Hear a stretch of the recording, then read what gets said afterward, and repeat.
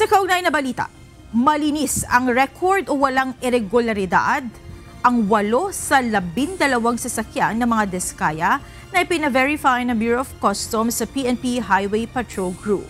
Ito ay matapos ang isinagawang verifikasyon ng HPG. Ayon kay HPG Director Police Lieutenant Nadame Malang, kompleto at walang problema sa mga detalye ng sasakyan. Nakasaad din niya kung saan nila ito nabili. Sinabi pa ni Malang na ang verification results sa naturang mga sasakyan ay naisumite na rin ng HPG sa Bureau of Customs. Tumanggi na ang HPG na magbigay ng iba pang detalye. Yes sir, kompletos recados po yun, kung saan po ito galing, ano pong uri ng sasakyan, ano po ang MB file number, ano po ang plate number, kung sino po ang registered owner. Lahat po yun ay nakabigay po, lahat po yun ay binigay na po natin sa BOC sir.